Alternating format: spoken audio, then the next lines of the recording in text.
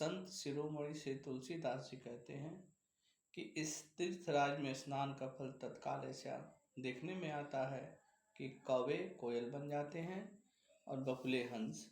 यह सुनकर कोई आश्चर्य न करे, क्योंकि सत्संग की महिमा छिपी नहीं है। वाल्मीकि जी, नारद जी और अगस्त्य जी ने अपने अपने मुखों से अपने होनी जीवन का वृत्तांत कहा है।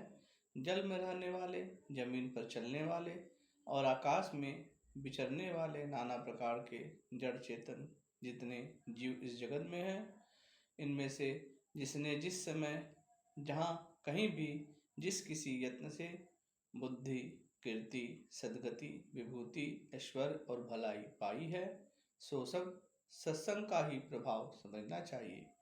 वेदों में और लोकों में इनकी प्राप्ति का दूसरा कोई उपाय नहीं है। सत्संग के बिना विवेक नहीं होता और श्री राम जी की कृपा के बिना वह सत्संग सहज में प्राप्त नहीं होता। सत्संगति आनंद और कल्याण की जड़ है। सत्संगति की सिद्धि प्राप्ति ही फल है और सब साधन तो फूल है। दुष्ट भी सत्संगति पाकर सुधर जाते हैं।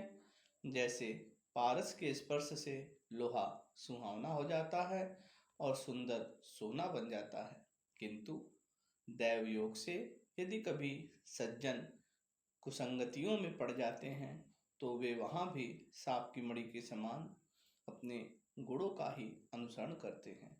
अर्थात जिस प्रकार सांप का संसर्ग पाकर भी मणि उसके विष को ग्रहण नहीं करती तथा अपने सहज गुण प्रकाश को नहीं छोड़ती, उसी प्रकार साधु पुरुष दुष्टों के संग में रहकर भी दूसरों को प्रकाश ही देते हैं, दुष्टों का उन पर कोई प्रभाव नहीं पड़ता।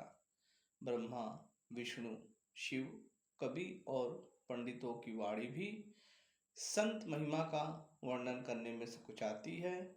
वह मुझसे किस प्रकार नहीं कही जाती, जैसे साग तरकारी बेचने वाले से मड़ियों के गुण समूह नहीं कहे जा सकते। मैं संतों को प्रणाम करता हूँ जिनके चित्त में समता है, जिनका न कोई मित्र है और न शत्रु है। जैसे अंजलि में रखे हुए सुंदर फूल, जिस हाथ ने फूल को तोड़ा और जिसने उनको रखा, उन दोनों ही हाथों को समान रूप से सुगंधित करते हैं, वैसे ही संत शत्रु और मित्र दोनों का ही समान रूप से कल्याण करते हैं।